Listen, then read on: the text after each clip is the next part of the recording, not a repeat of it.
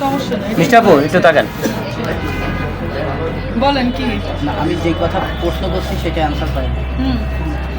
Aunty বলেছে শোনো, আন্টির নিয়ে আদার অফসেট করি, তাহলে আন্টির নিয়ে মিষ্টি সহ একটা হ্যাঁ একই ফ্রেমে টাকা দাও।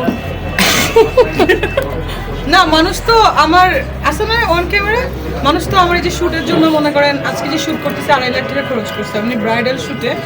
সো আম্মুর প্রমোশন করতেছে, তাহলে আম্মু কত দিবে? আম্মুর টাকা দিবি। আম্মুও টাকা দিবে। হ্যাঁ। মানুষ যদি 2.5 লাখ দেয়, আম্মু দেবে 2.5 কোটি। আচ্ছা সিয়ার। আচ্ছা 2.5 লাখ টাকা শুট হচ্ছে, কিন্তু জি। তাহলে আপনার যেই ওজন কত কেজি ওজনের ড্রেস পরেছেন?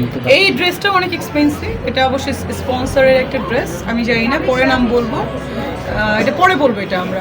এইটার আর হচ্ছে- ওজনটা কত? এটার ওজন হচ্ছে পরে বলছি, এটা আমি পরে বলছি। এটার ওজনটা আমি জানি না, মিনিমাম 20-30 কেজি হবে, আমি হাঁটতে পারছি না। আর আমার বোনের মেকআপটা আমরা দেখেছি যে এটা 3 জন মেকআপ মানুষ। করা আছে, আপুর- ওই যে আপুর বসে মেকআপটা? আছেন, আপুর শাইন বাই তাসনিম। আপুর একটা নাম আছে, রিমু না? তাসনিম রিমু। তাসনিম রিমু।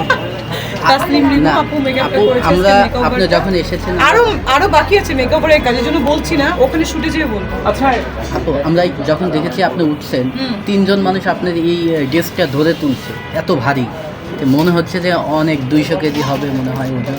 হ্যাঁ, এটা 20-30 কেজি মিনিমাম হবে ভাই, মানে আর কান টানও ছিঁড়ে যাচ্ছে, মানে আমি খুব মানে পেইনে আছি আর কি। এবং আপনারা জানেন যে তার অনেকগুলো বই লঞ্চিং হয়েছে, বাজারে আছে, সে লেখালেখি করে, আমাদের প্রকাশনী থেকেই আমরা পাবলিশ মিউজিকটা করেছি। একটু অফ করা যায় না? সো এই হচ্ছে দাঁড়াও ব্যাপার। আমরা একবারে শুরু করতাম। আর আম্মু হচ্ছে সিনেমা প্রডিউস করছে, এর আগেও করেছে, বাট আমার নামে করেছে, এখন আবার নতুন মানে কি বলে প্রডিউসার ইন টাউন, ঢাকা শহর, আমার মা শাপারভিন আক্তার।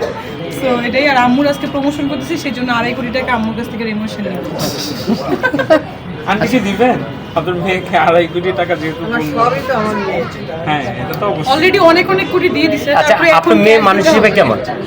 আমার মেয়ে মানুষ হিসেবে অমায়িক, হুম খুবই ভালো একজন, আদর্শ একটা মেয়ে, আচ্ছা নম্র ভদ্র মানবিক একটা মেয়ে। মেয়ে দুজন নায়িকা না হতো কি কি হওয়ার স্বপ্ন ছিল আরো বড় মেয়ে তো কিছু? ডাক্তারি, হ্যাঁ। ডাক্তারি হতো। ডাক্তার। আচ্ছা এখন কি মিডিয়াতে কি থাকবে নাকি মিডিয়া থেকে বাইরে এরকম গুঞ্জন শুনেছি ছেড়ে দিচ্ছে আমি আর মিডিয়াতে থাকবো না? সেটা তার ব্যাপার, তার ভালো লাগলে থাকবে, ভালো না লাগলে থাকবে না। আচ্ছা আমি যাবো আসবো, আচ্ছা পাশে থাকবো। আচ্ছা আপনার ডাক্তার সারা জীবন ডাক্তারি আচ্ছা থাকবে। আপনার মেয়ের পছন্দের খাবার কোনটা? সব থেকে বেশি আপনার হাতের খাবার খেতে পছন্দ করে?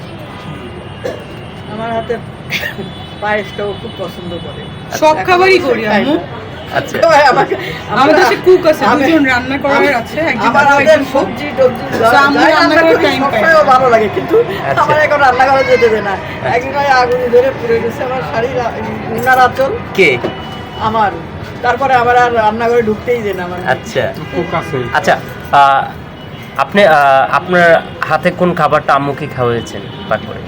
আমার তো অনেক কিছু খেয়েছে, কোনটা? বাট আমি সব ফিউশন ফুড বানাই, আচ্ছা লাইক স্টেক, লাইক এইগুলো। সামটাইমস আমার সময় হয় না আসলে। আমার মেয়ে খুব সুন্দর মিষ্টি তৈরি করতে পারে, মিষ্টি? ও, মিষ্টি বানাই। আচ্ছা আচ্ছা রসমালাই, আমি অনলাইন রসগোল্লা, থেকে শিখছি। অনেক রকম মিষ্টি। আচ্ছা। ইউটিউব দেখে। করোনার আচ্ছা। সময় ইউটিউব দেখে দেখে প্রচুর যত রকম মিষ্টি দুনিয়া আছে সব প্রতিদিন বানাই।